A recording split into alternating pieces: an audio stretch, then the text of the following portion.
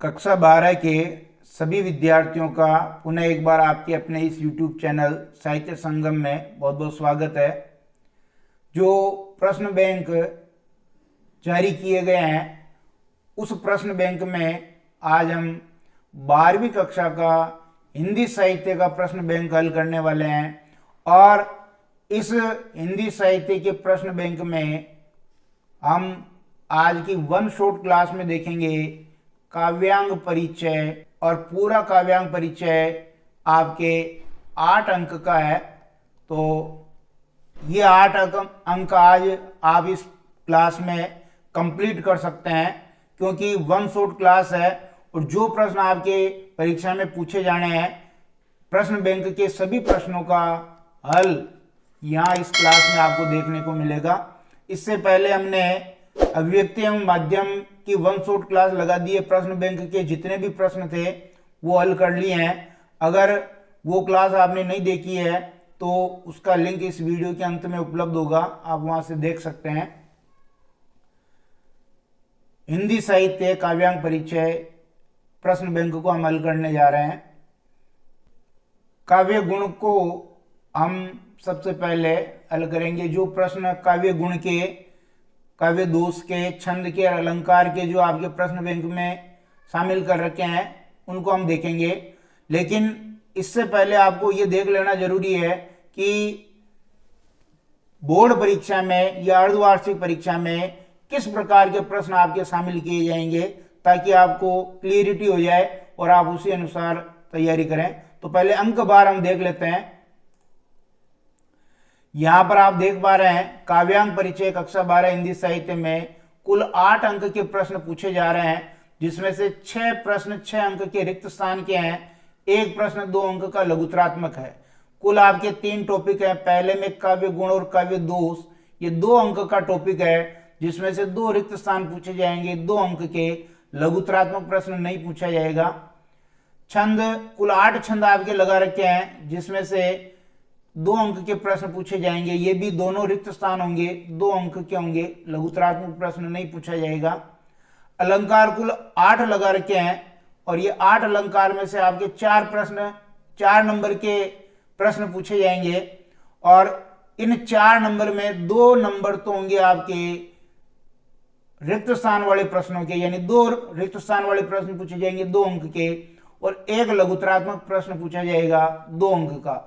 इस प्रकार 6 अंक के तो आपके रिक्त स्थान हो गए, 2 अंक का आपके लघुत्रात्मक प्रश्न हो गया, और कुल आपके 8 अंक हो गए। तो अपने को इसी हिसाब से तैयारी करनी है।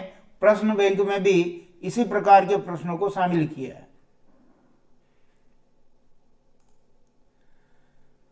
शुरू करते हैं।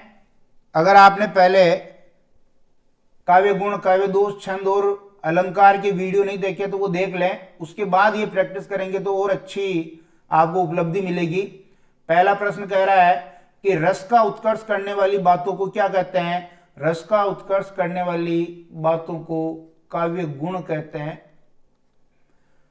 दूसरा कह रहा है कि गुण के कितने भेद हैं? गुण के 3 भेद माने गए हैं, प्रसाद, ओज और माधुर्य। तीनों के नाम आपको याद होने चाहिए, एक बार लिख देता हूं मैं, प्रसाद,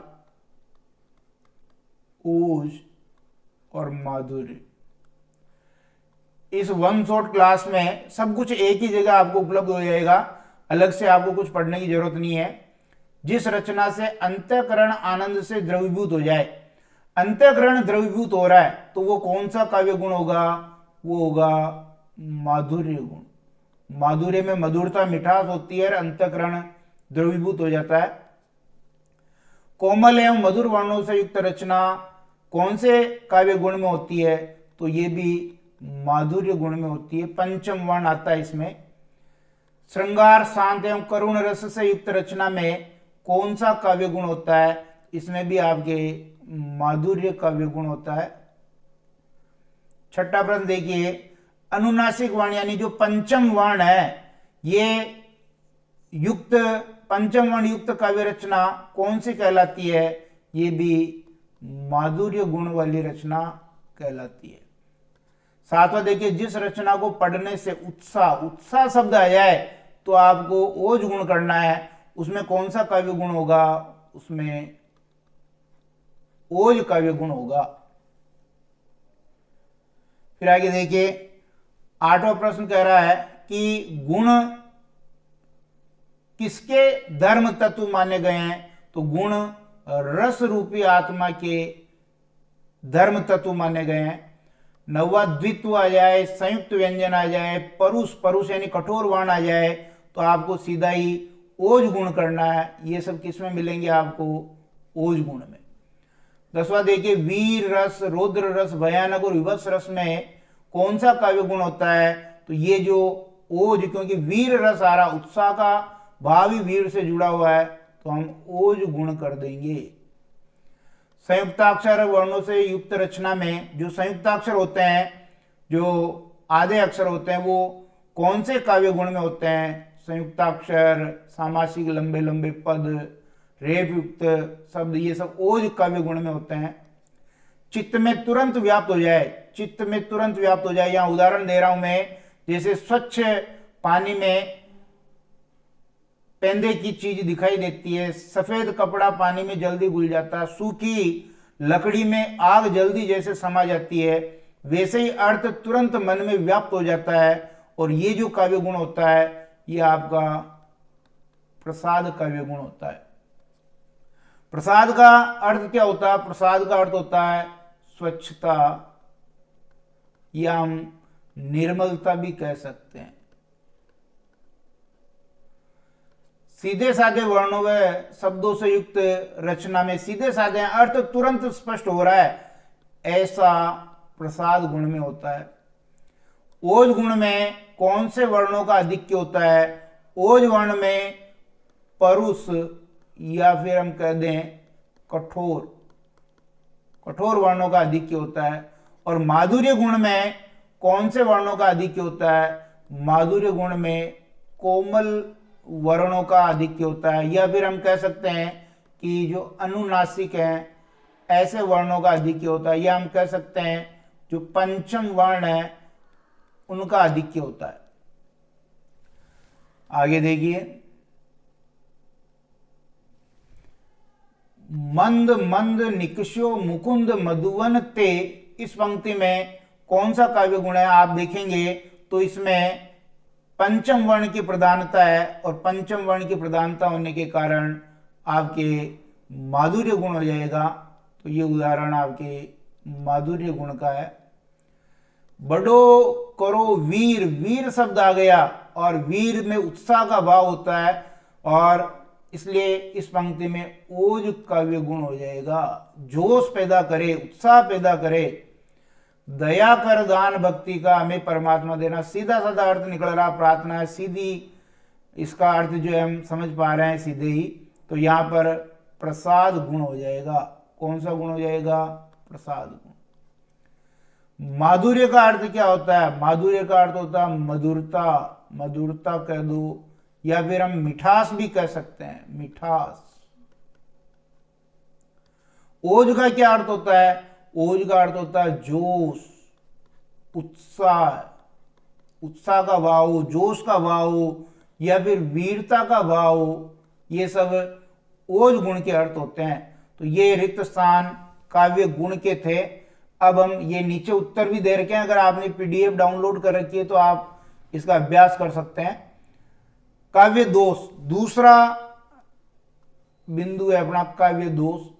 काव्य दोष में रिक्त स्थान वाले प्रश्न देख लेते हैं कि काव्य की शोभा का अपकर्ष करने वाले, अपकर्ष यानी कमी,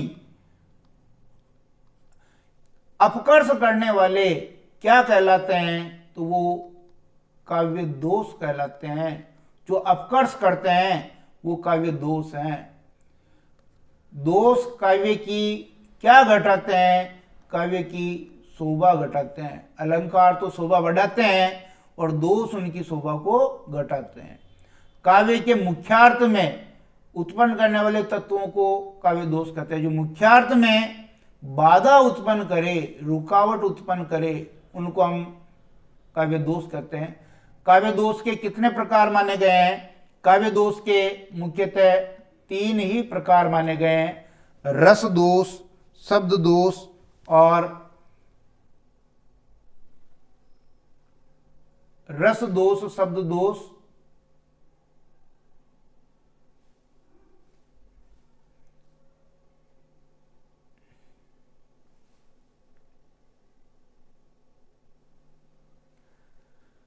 काव्य दोष के मुख्यतः 3 भेद माने जाते हैं।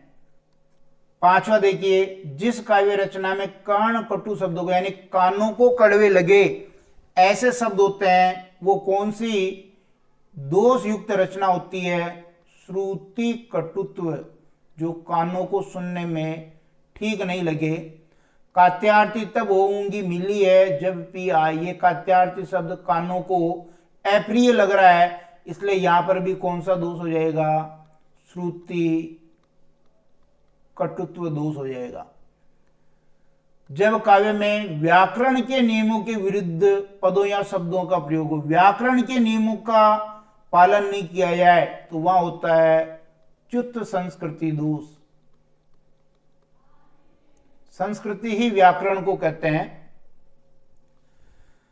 जब काव्य में गंवारू या ग्रामीण शब्दों का प्रयोग हो, तो वहां पर आपका दोष होगा ग्राम्यत्व दोष, ग्रामीण बोलचाल के शब्दों का प्रयोग होगा। मूंड पे मुकुट धरे सोहत गोपाल, यहां मूंड शब्द है, ये ग्रामीण बोलचाल का शब्द है, इसलिए यहां पर जो दोष होगा वो ग्राम्यत्व दोष होगा। जहां काव्य में शब्द का क्रम अनुचित होता है, यानी शब्दों को उचित क्रम में नहीं रखा जाता है, वहां आपके अक्रमत्व दोष होता है, जिनका क्रम सही नहीं होता है। और जब काव्य में लोक और शास्त्र के विहित क्रम का उल्लंघन हो, तो वहां पर दुष्क्रमत्व दोष होता है। जहां शास्त्र में और लोक में जो क्रम बता रखा उसका उल्लंघन हो तो दुष्क्रमत्व दोष, और शब्द का क्रम यदि वाक्य में अनुचित हो तो अक्रमत्व दोष। मारुत नंदन मारुत को मन को खगराज को वेग ल जायो, बहुत इंपॉर्टेंट प्रश्न है, और इसमें दुष्क्रमत्व दोष है, क्योंकि मन का वेग सबसे ज्यादा होता है। जब काव्य में ऐसे शब्दों का प्रयोग किया जाए जो किसी शास्त्र विशेष में, अगर ये शब्द आ जाए किसी शास्त्र विशेष में, तो वहां पर आपका जो दोष होगा वो अप्रतितत्व दोष होगा। अप्रतितत्व दोष होगा, जहां शास्त्र विशेष के शब्दों को काम में लिया जाता है।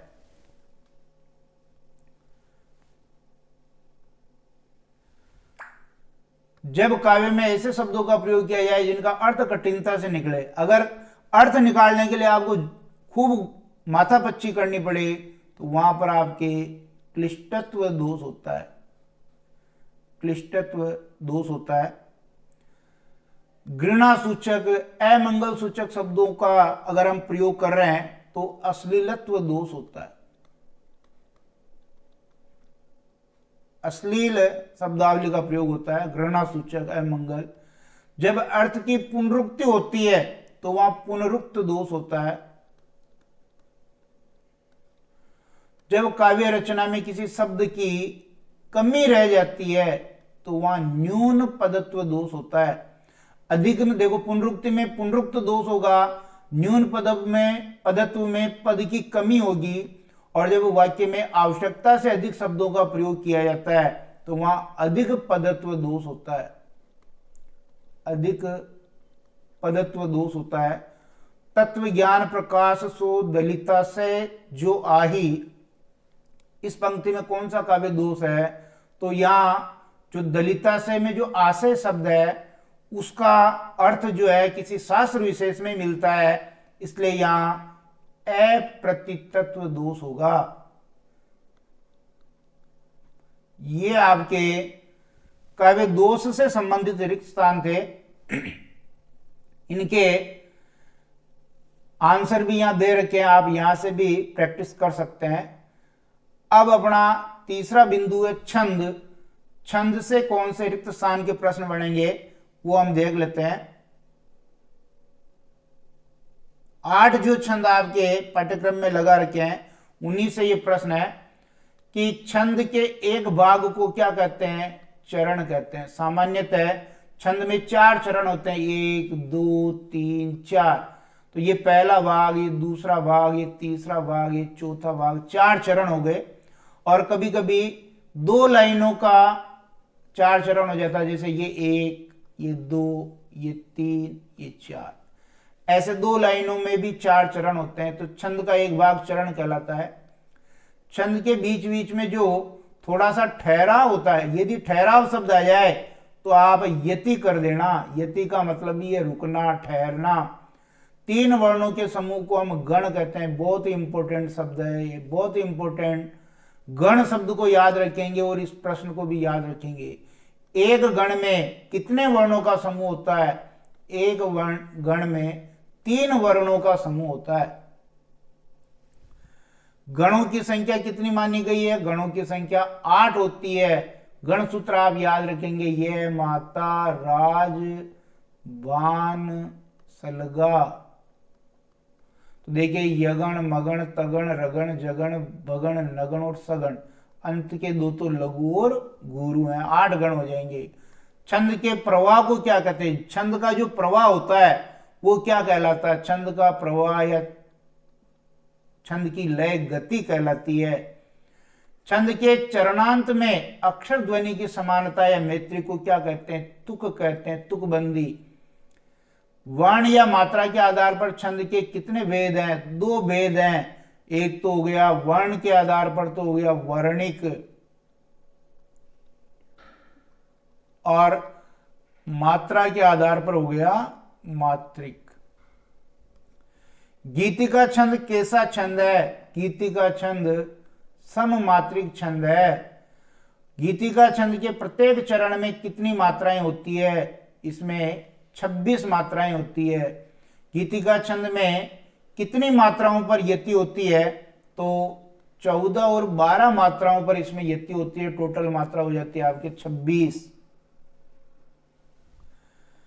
छंद में लघु व गुरु वर्ण के संकेत चिन्ह क्या क्या हैं? लघु वर्ण को तो इस प्रकार लिखते हैं और गुरु वर्ण का चिन्ह ये।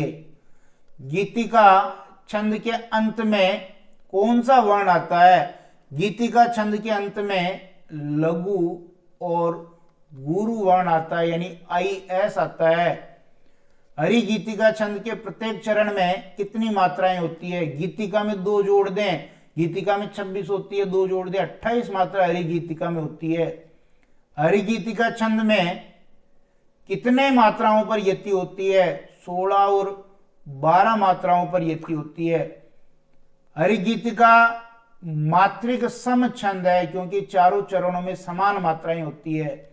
हरि गीतिका छंद के प्रत्येक चरण के अंत में भी वो का वही लघु और गुरु आना चाहिए, यानी IS आना चाहिए।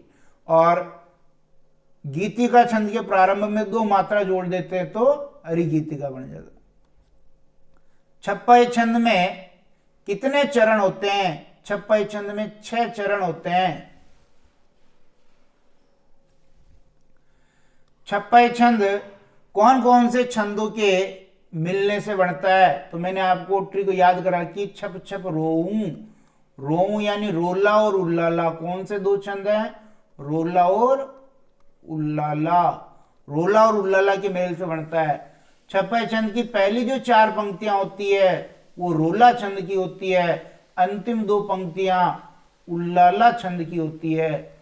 कुंडलिया छंद में कितने चरण होते हैं? कुंडलिया छंद में भी 6 चरण होते हैं। कुंडलिया छंद के पहले 2 चरण कौन से छंद के होते हैं और अंतिम 4 चरण कौन से छंद के होते हैं? तो मैंने याद करवा रखा है, कुंडली मारना दोहरो काम, दोहरो शब्द याद कर रखा है, यानी पहले 2 पद दोहा छंद के होंगे और अंतिम 4 पद रोला छंद के होंगे। कुंडलिया छंद के प्रत्येक चरण में कितनी मात्राएं होती है? 24 मात्राएं होती है। छप्पई व कुंडलियां विषम मात्रिक छंद है, क्योंकि ये 2 छंदों के मेल से बनता है। द्रुत विलंबित छंद में 4 चरण होते हैं। द्रुत विलंबित छंद के प्रत्येक चरण में 12 वर्ण होते हैं। ये एक वर्णिक छंद है। द्रुत विलंबित यही गया कौन सा छंद है? ये वर्णिक छंद है। द्रुत विलंबित छंद के में जो गणों का क्रम होता है वो कैसा होता है, तो आपको ध्यान रखना है। एक तो शॉर्ट ट्रिक याद रखेंगे, नबो बरो, या नब बर भी याद रख सकते हैं, नब बर।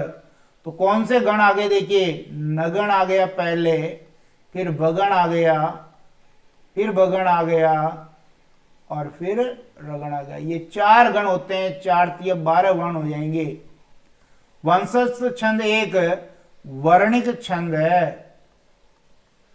वंशस्थ छंद के प्रत्येक चरण में 12 वर्ण होते हैं इसमें भी, और वंशस्थ छंद के चरण के अंत में जो वर्ण होंगे वो लघु गुरु वर्ण होंगे, लघु व गुरु वर्ण होते हैं। वंशस्थ छंद के गणों का क्या क्रम है, तो इसके लिए आप एक ट्रिक याद रखेंगे, जतौ जरौ, या जत जर भी याद रख सकते हैं, जत जर। तो ये हो गया जगण, फिर हो गया तगण, फिर हो गया आपके जगण, और फिर हो गया रगण। 4 गण से 12 वर्ण हो गए, 4 तिया 12। सवैया छंद के प्रत्येक चरण में कितने वर्ण होते हैं? सवैया जो छंद होता है उसमें आपके 22 से 26 तक वर्ण हो सकते हैं। सवैया एक किस प्रकार का छंद है? ये वर्णिक छंद है, या फिर हम वर्णिक दंडक छंद भी कह सकते हैं इसको। सवैया छंद के प्रत्येक चरण में कितने भगण और अंत में गुरु होता है? तो यहां 7 भगण और अंत में 2 गुरु वर्ण होते हैं। तो ये एक सवैया का प्रकार हो गया, इसलिए यहां पर 7 भगण और 2 गुरु से 7 या 21 और 22 23 वर्ण वाला यहां बता रहा है। 23 वर्ण वाला ये जो है सवैया हो गया। सवैया छंद को मालती सवैया भी कहते हैं। बहुत सारे प्रकार हैं, लेकिन यहां इसने मालती दे रखा तो अपन भी मालती कर देंगे। कवित एक, ये भी आपका वर्णिक दंडक छंद है। कवित छंद के प्रत्येक चरण में 31 से 33 वर्ण होते हैं। कवित छंद में कितने वर्णों पर यति होती है? 16 और 15 वर्णों पर यति होती है, या फिर हम कह सकते हैं 8 8 8 और 7, ये 16 हो गए, ये 15 वर्णों पर यति होती है। कवित छंद का अंतिम वर्ण कैसा होता है? गुरु वर्ण होता है। तो ये छंदों के रिक्त स्थान थे, जिनकी आंसर की भी यहां दे रखी है, आप उसको भी देख सकते हैं। अगला है अपना अलंकार। अलंकार में से देखिए किस तरह के रिक्त स्थान पूछ रखे हैं। अलंकार का शाब्दिक अर्थ क्या है? अलंकार का शाब्दिक अर्थ होता है आभूषण, या शाब्दिक अर्थ आभूषण हो गया। अलंकार काव्य की क्या बढ़ाते हैं? शोभा, और काव्य दोष शोभा को घटाते हैं। काव्य की शोभा बढ़ाने वाले गुण धर्मों को क्या कहते हैं? जो शोभा बढ़ाने वाले गुण धर्म हैं उनको हम अलंकार कहते हैं। अलंकार मुख्य रूप से कितने प्रकार के होते हैं? अलंकार जो है मुख्य रूप से 2 प्रकार के होते हैं। एक तो होता है शब्दालंकार और दूसरा होता है अर्थालंकार। और इन दोनों को जोड़ दें तो एक तीसरा प्रकार और बन जाता है उभयालंकार।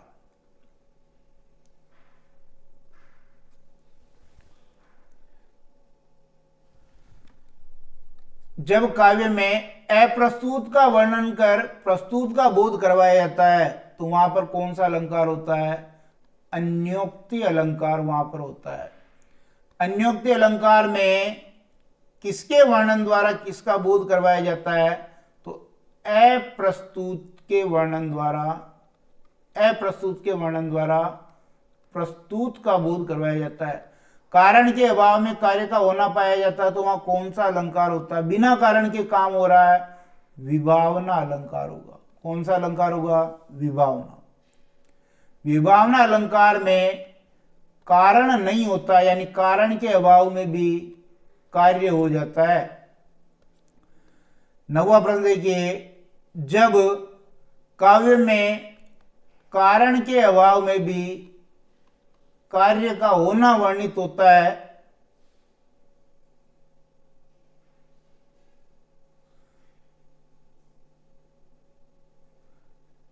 नवा प्रश्न वापस देखिए, जब काव्य में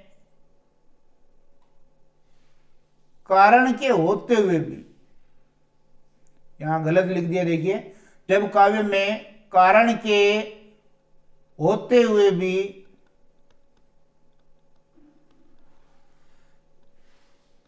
कार्य का न होना वर्णित हो तो वहां विशेषोक्ति अलंकार होता है। जहां काव्य में कारण के होने पर भी कार्य न होता है तो वहां पर कौन सा अलंकार होता है? वहां पर विशेषोक्ति अलंकार होता है।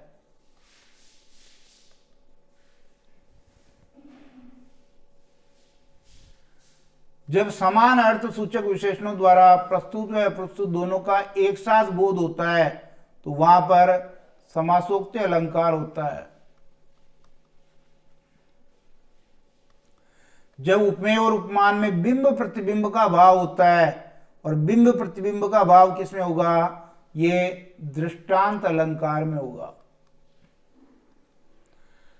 जहां एक बात कहकर उससे मिलती जुलती दूसरी बात उदाहरण के रूप में कही जाती है, वहां पर भी दृष्टांत अलंकार होता है।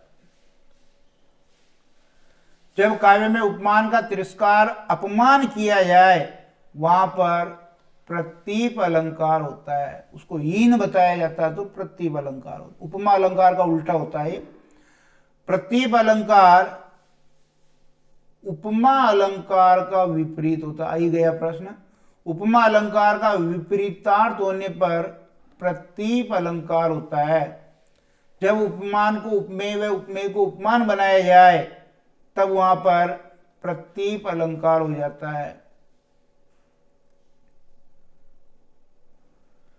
18वां प्रश्न देखिए, जहां उपमेय में उपमान की तुलना में एक बात ज्यादा हो तो वहां पर व्यतिरेक होता है, बढ़ा करके कोई गुण बताया जाता है उपमेय में।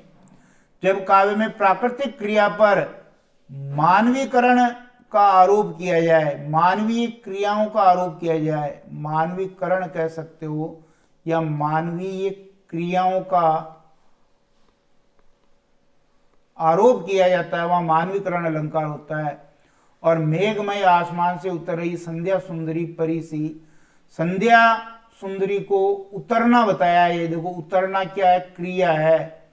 तो प्रकृति पर मानवीय क्रियाओं का आरोप करने से यहां मानवीकरण अलंकार हो गया। ये अलंकार की आंसर की आप यहां से भी देख सकते हैं। अब यहां से आपके अलंकार के जो लघुत्रात्मक प्रश्न हैं, जिसमें से एक प्रश्न आएगा 2 अंक का, इनके उत्तर हम देख लेते हैं। यहां प्रश्न बैंक में तो केवल ये प्रश्न दे रखे हैं, ये जो अलंकार के 11 प्रश्न दे रखे हैं, और छंद के भी 11 प्रश्न दे रखे हैं। हालांकि छंद से लघुत्रात्मक प्रश्न आने की संभावना बहुत कम है, लेकिन प्रश्न बैंक में अलंकार के भी 11 प्रश्न दिए हैं और छंद के भी 11 दिए हैं। हम इनको सोल्व कर लेते हैं, उत्तर देख लेते हैं इनके। लीजिए, लघुत्रात्मक प्रश्न का पहला है कि अलंकार की परिभाषा व लक्षण लिखिए। अलंकार का अर्थ होता है अलंकृत करने वाला, सुशोभित करने वाला, काव्य की शोभा बढ़ाने वाले बाहरी तत्वों को अलंकार कहते हैं। एक उदाहरण आप समझा दीजिए, माली आवत देख के कलियन करे पुकारी, फूले फूले चुन लिए काले मारी वारी। ये अन्योक्ति अलंकार का उदाहरण है। आप इसमें किसी भी अलंकार का उदाहरण लिख सकते हैं, कोई यहां फिक्स नहीं है कि आप इसी का लिखें। किसी भी अलंकार का उदाहरण लिख सकते हैं, अनुप्रास का लिख सकते हैं, श्लेष का लिख सकते हैं, यमक का लिख सकते हैं। अन्योक्ति अलंकार का लक्षण और उदाहरण लिखिए। काव्य में जहां अप्रस्तुत के द्वारा प्रस्तुत का बोध करवाया जाता है, उसका वर्णन किया जाता है, तो वहां अन्योक्ति अलंकार होता है। उदाहरण देखिए, ऊपर बात हो गई है, माली आवत देख के कल्याण करे पुकारी, फूले फूले चुनी लिए काली हमारी बारी। तीसरा प्रश्न है, समासोक्ति अलंकार का लक्षण और उदाहरण लिखिए। काव्य में जहां प्रस्तुत के वर्णन से समान अर्थ देने वाले विशेषणों के द्वारा अप्रस्तुत का बोध करवाया जाता है, वहां समासोक्ति अलंकार होता है। उदाहरण है, सिंधु सेज पर धरा वधु अब तनिक संकुचित बैठी सी, प्रलय निशा की हलचल स्मृति में मान किए सी ऐठी सी। विभावना अलंकार की परिभाषा उदाहरण लिखिए। काव्य में जहां कारण के न होने पर भी काम का होना पाया जाता है, विभावना अलंकार, अर्थात बिना कारण के भी कार्य हो जाता है। बिनु पग चले सुने बिनु काना, कर बिनु कर्म करे विधि नाना, ये विभावना अलंकार का उदाहरण है। विशेषोक्ति अलंकार की परिभाषा उदाहरण लिखना है। काव्य में जहां कारण के होने पर भी काम नहीं हो, वहां पर विशेषोक्ति अलंकार होता है, अर्थात कारण के होने पर भी काम नहीं होगा। नीर भरे नित प्रति रहे तऊ न प्यास बुझाई, पानी होने पर भी प्यास नहीं बुझ रही है, यानी कारण के उपलब्ध होने पर भी काम नहीं हो रहा है। दृष्टांत अलंकार का लक्षण उदाहरण। काव्य में जब पहले एक बात कहकर के फिर उससे मिलती जुलती दूसरी बात उदाहरण के रूप में कही जाती है और इन दोनों वाक्यों में बिंब प्रतिबिंब का भाव होता है, वहां दृष्टांत अलंकार होता है। रहीम का एक दुआ देखिए, बिगड़ी बात बने नहीं लाख करो किनको, ये पहली बात कह दी, और रहीमन फाटे दूध को मथे न माखन हो, ये उदाहरण के रूप में दूसरी बात कह दी। प्रतीप अलंकार की परिभाषा उदाहरण सहित लिखिए। काव्य में जब उपमान को हीन बता करके उपमेय को उत्कृष्ट बताया जाता है, यानी उपमान का क्या किया जाता है, तिरस्कार किया जाता है, उसको हीन बताया जाता है, तो वहां प्रतीप अलंकार होता है। और ये उपमा अलंकार का उल्टा होता है। सी वदन सम हिम करनाई, सीता के मुखड़े के समान चंद्रमा नहीं है, चंद्रमा का तिरस्कार कर दिया। मानवीकरण अलंकार का लक्षण और उदाहरण लिखिए। काव्य में जब जड़ वस्तुओं या प्रकृति पर मानवीय क्रियाओं का आरोप किया जाता है, तो वहां मानवीकरण अलंकार होता है। उदाहरण देखिए, बीती विभावरी जागरी, अंबर पनघट में डुबोरी, तारा घट उषा नाई। उषा रूपी जो नायिका है उस पर डुबोने की क्रिया का आरोप है, डुबोना जो क्रिया है उसका आरोप है, इसलिए यहां मानवीकरण अलंकार है। व्यतिरेक अलंकार की परिभाषा उदाहरण सहित लिखिए। काव्य में जब उपमेय में उपमान की अपेक्षा कोई बात अधिक बताई जाए, अर्थात उपमेय में उपमान से भी कोई गुण ज्यादा हो, तो वहां व्यतिरेक अलंकार होता है। साधु ऊंचे शैलसन किंतु प्रकृति सुकुमार, यानी साधुओं में उनकी जो प्रकृति है, उनका आचरण, उनका स्वभाव कोमल बताया गया है, ये एक अतिरिक्त गुण है, इसलिए यहां व्यतिरेक अलंकार है। अलंकार की विशेषताएं लिखनी है। अलंकारों का इस्तेमाल करने से काव्य में रोचकता आती है, आकर्षक काव्य बनता है। अलंकारों के कारण काव्य में लय और माधुर्य आता है। काव्य का सौंदर्य बढ़ाने वाले तत्व अलंकार कहलाते हैं। जिस प्रकार आभूषणों से नारी का लावण्य बढ़ जाता है, उसी प्रकार अलंकार से कविता की शोभा बढ़ जाती है। शब्द तथा अर्थ की जिस विशेषता से काव्य का श्रृंगार होता है उसे ही अलंकार कहते हैं। अलंकार काव्य का आभूषण होता है। आचार्य भामह और दंडी ने अलंकार को काव्य की आत्मा माना है। कहा गया अलंकरोति इति अलंकार है, जो अलंकृत करता है वही अलंकार है। अलंकार काव्य की शोभा बढ़ाते हैं, इस कथन की पुष्टि कीजिए। मनुष्य सौंदर्य प्रिय प्राणी है, वह अपनी भाषा और भावों के सौंदर्य में वृद्धि करना चाहता है। अलंकार काव्य की सुंदरता बढ़ाने वाले तत्व हैं। जब वो मनुष्य अभिव्यक्ति करता है तो वो काव्य के माध्यम से अभिव्यक्ति करता है और उसका ये उद्देश्य होता है कि वो काव्य सुंदर बने, और सुंदर बनाने के लिए उसको अलंकारों का प्रयोग करना पड़ेगा। अलंकारों का इस्तेमाल करके काव्य को रोचक और आकर्षक बनाया जाता है। अलंकारों के कारण काव्य में लय और माधुर्य आता है। अलंकार काव्य का आभूषण होता है। आचार्य भामह और दंडी ने इसको काव्य की आत्मा माना। उदाहरण देखिए, चारु चंद्र की चंचल किरणें खेल रही है जल थल में। यहां च वर्ण की बार बार आवृत्ति होने से काव्य का सौंदर्य बढ़ा है।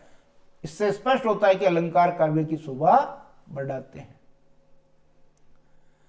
अब यहां से छंद के लघुतरात्मक प्रश्न शुरू हो गए हैं। मैं बता दूं कि छंद से लघुतरात्मक प्रश्न आने की संभावना बिल्कुल कम है। मैं ये नहीं कह रहा हूं कि नहीं आ सकता है, लेकिन 0.01% छंद से लघुतरात्मक प्रश्न आने की संभावना है। फिर भी हम पढ़ ही लेंगे, क्योंकि इससे हमारा ज्ञान तो बढ़ेगा ही। प्रश्न बैंक में भी दे रखा है, गीतिका छंद का लक्षण और उदाहरण लिखिए। सममात्रिक छंद है, 4 चरण होते हैं, 14-12 पर यति होती है, 26 मात्राएं होती है, और अंत में लघु गुरु आता ही आता है। इसको उदाहरण से देख लेते हैं। ये उदाहरण दिया है, हे प्रभु आनंद दाता ज्ञान हमको दीजिए, शीघ्र सारे दुर्गुणों को दूर हमसे कीजिए, लीजिए हमको शरण में, हम सदाचारी बने, ब्रह्मचारी धर्म रक्षक वीर व्रतधारी बने। और ये इस तरह से हमने मात्रा लगाई, तो इन मात्राओं को जब हम गिनेंगे तो देखिए 2 3 4 5 6 7 8 9 10 11 12 13 14, यहां यति हो गई 2 3 4 5 6 7 8 9 10 11 12 14, 12 से हर एक चरण में 26 मात्राएं हो गई। गण किसे कहते हैं, इसके कितने भेद होते हैं, तो 3 वर्णों का समूह गण कहलाता है। गणों की संख्या 8 है। गण सूत्र आपको याद रखना, ये माता राज भान सलगा। यगण हो गया, देखिए ये से यगण, मैं से मगण, तय से तगण, रे से रगण, जैसे जगण, भय से भगण, न से नगण, से सगण, और अंत में लय का मतलब हो गया लघु, और गा का मतलब हो गया गुरु। 8 गण हो गए। छंद में यति और गति का क्या महत्व है? छंद में यति और गति का महत्व इसलिए है क्योंकि ये छंद को सुंदरता और लय देते हैं। छंद में यति का मतलब है विराम और गति का मतलब है प्रवाह या गति। गति देखिए, छंद को जिस लय से पढ़ा जाता है ये लय ही छंद की गति कहलाती है, लय या जिस प्रवाह से पढ़ा जाता है। और यति छंद को पढ़ते समय जिस स्थान पर कुछ देर के लिए रुका जाता है, ठहराव, वहां यति कहलाती है वो। मात्रिक छंद किसे कहते हैं, इसके कितने भेद है? जिन छंदों की रचना मात्राओं की गणना के आधार पर की जाती है, अर्थात जिनमें मात्रा की गणना होती है, उन्हें मात्रिक छंद कहते हैं। 3 भेद हैं इसके, सम मात्रिक, अर्ध सम मात्रिक और विषम मात्रिक। आगे देखिए, हरि गीतिका छंद का लक्षण और उदाहरण लिखना है। यह सम मात्रिक छंद है, 4 चरण होते हैं, 16-12 मात्रा पर यति होती है, प्रत्येक चरण में 28 मात्राएं होती है, अंत में लघु गुरु आईएएस आता ही आता है। उदाहरण से समझेंगे, संसार की समरस्थली में धीरता धारण करो, चलते हुए निज इष्ट पथ पर संकटों से मत डरो, जीते हुए भी मृतक सम रह कर न केवल दिन भरो, वर वीर बनकर आप अपने विघ्न बाधाएं हरो। अगर हम मात्रा लगाएंगे, देखिए ये इस तरह की मात्रा लगी है जिसमें 2 4 5 6 7 8 9 10 11 12 13 14 15 16, यहां यति हो गई। 16 मात्रा पहले है, 2 3 4 5 6 7 8 9 10 और 11 12, 16-12 से प्रत्येक चरण में 28 मात्रा हो गई। छप्पय छंद का लक्षण उदाहरण लिखना है। यह विषम मात्रिक छंद है, इसमें 6 चरण होते हैं, पहले 4 चरण रोला छंद के, अंत के जो है 2 उल्लाला के। मैंने याद करवा रखी है ट्रिक, छप छप रोऊं, रो का मतलब रोला के 4 चरण और ऊ का मतलब उल्लाला के 2 चरण। प्रथम 4 चरणों में 24-24 मात्राएं होती है, अंतिम 2 चरणों में 28-28 मात्रा होती है। उदाहरण हम देख लेंगे, व्यर्थ न कर अभिमान एक दिन मिट जाना है, राजा हो या रंक न कोई बच पाना है, आया खाली हाथ हाथ खाली जाएगा, तजा न जिसने लोभ सलिल वह पछताएगा, करते सब ग्रंथ निषेध है, हिंसा लालच क्रोध का, भव सागर से तरेगा जब पथ पकड़ेगा बोध का। तो यहां पर देखिए, अगर हम इनको गिनेंगे तो ये 24 मात्राएं हो जाएगी। 11-13 पर यति से ये रोला छंद होता है, उल्लाला में इनको गिनेंगे तो 15-13 पर यति से 28 मात्रा हो जाएगी। तो ये आपका हो गया छप्पय छंद। कुंडलिया छंद देखिए, इसका लक्षण उदाहरण लिखना। ये विषम मात्रिक छंद है, 6 चरण होते हैं, शुरू के 2 चरण दोहा के, बाद के 4 चरण रोला के। इसका भी मैंने आपको तरीका बता रखा है कि कुंडली मारना दोरो काम, दोरो कठिन काम है, दो का मतलब दोआ के 2 चरण और रोला के 4 चरण। प्रत्येक चरण में इसमें 24 मात्राएं होती है। उदाहरण देख लेते हैं। घर का जोगी जोगना आन गांव का सिद्ध, बाहर का बक हंस, हंस घरेलू गिद्ध, हंस घरेलू गिद्ध से पूछे ना कोई, जो बाहर का होई समादर ब्याता सोई, चित्त वृत्ति ये दूर कभी न किसी की होगी, बाहरी धक्के खाएगा घर का जोगी। तो यदि हम मात्राओं की गणना करेंगे तो 13 और 11 पर यत्ती से कुल 24 मात्रा हो रही है, तो ये दोहा छंद, और 11 और 13 पर कुल 24 मात्रा हो रही है, 11 13 पर यत्ती से तो रोला, और प्रत्येक चरण में इसके 24 मात्रा हो गई। जिस शब्द से शुरुआत होती है उसी से अंत होता है, ये कुंडलियां होता है। द्रुत विलंबित छंद का लक्षण उदाहरण लिखिए। लक्षण है नभो भरो, यानी नगण भगण भगण और रगण। समवर्णिक छंद है, प्रत्येक चरण में 12 वर्ण होते हैं, गण आते हैं, नगण भगण भगण रगण। उदाहरण देखिए। दिवस का अवसान समीपता, गगन था कुछ लोई तो चला, तरु शिखा पर तीय राजती, कमलिनी कुल वल्लभ की प्रभा। अगर हम ये मात्रा लगाएंगे, ये गण है तो वर्णिक है, वर्ण गिनेंगे 1 2 3 4 5 6 7 8 9 10 11 12। वर्ण कितने हो रहे सब में? 12 वर्ण हो रहे हैं, लेकिन गण व्यवस्था देखनी पड़ेगी। नगण आना चाहिए, ये नगण आ गया, भगण आना चाहिए, ये भगण आ गया, फिर भगण आना चाहिए, ये भगण आ गया, रगण आना चाहिए, ये रगण आ गया। ये नियम जरूरी है। वंशस्थ छंद देखिए। इसका लक्षण है जतो जरो, यानी जगण तगण जगण रगण। ये समवर्णिक छंद है, प्रत्येक चरण में 12 वर्ण होते हैं, जगण तगण जगण रगण आते हैं। उदाहरण से हम समझ लेते हैं। मुकुंद चाहे वसुदेव पुत्र हो, कुमार होवे अथवा ब्रजेश के, बिके उन्हीं के कर सर्व गोप है, बसे हुए मन प्राण में वहीं। तो यहां देखिए वर्ण गिनेंगे 1 2 3, आधे को नहीं गिनेंगे, 4 5 6 7 8 9 10 11 12। सब में कितने कितने वर्ण हो रहे हैं? 12 वर्ण हो रहे हैं। लेकिन गण व्यवस्था आपने जगण तगण जगण रगण आनी चाहिए। तो जब हमने मात्रा लगाई तो ये जगण, ये तगण, ये फिर जगण और ये रगण, ये नियम आना चाहिए। कवित्व छंद का लक्षण और उदाहरण देखिए। यह एक वर्णिक दंडक छंद है, इसमें 4 चरण होते हैं, प्रत्येक चरण में 31 से 33 वर्ण होते हैं। 31 वर्ण वाला कवित्व जो होता है घनाक्षरी कवित्व या मन हरण कवित्व कहलाता है, जिसमें 8 8 8 7 पर या 16 15 वर्णों पर यत्ती होती है। घनाक्षरी या मन हरण कवित्व के प्रत्येक चरण के अंत में गुरु वर्ण आता ही आता है। उदाहरण से समझेंगे। पात भरी सहरी सकल सुत बारे बारे, केवट की जाति कछु वेद न पढ़ाइयो, सबु परिवारु मेरो याई लागी राजा जुजो, दीन वित्त हीन कैसे दूसरी गढ़ाई हो, गौतम की गढ़नी जो तरनी तरेगी मेरी, प्रभु सो निषादु वे के बादू ना बढ़ाई हो, तुलसी के इस राम रावरे सो, साची कहो बिना पग दोए नाथ नाव ना चढ़ाई हो। वर्ण गिनेंगे पहले 1 2 3 4 5 6 7 8 9 10 11 12 13 14 15 16। तो 16 वर्ण यहाँ हो गए। ऐसे ही यहाँ गिनेंगे 15 वर्ण, और 31 वर्ण वाला ये घनाक्षरी मन हरण कवित्व हो जाएगा।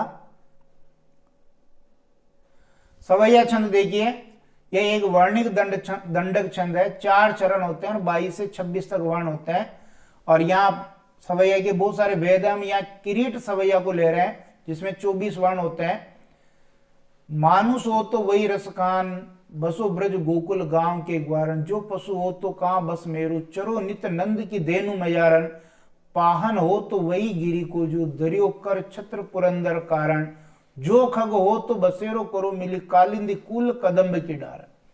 तो यहां पर भगण से 24 वर्ण होने चाहिए। गिनेंगे 1 2 3 4 5 6 7 8 9 10 11 12 13 14 15 16 17 18 19 20 21 22 23 24। वर्ण तो कितने हो गए? 24। लेकिन किरीट सवैया भगण से बनता है।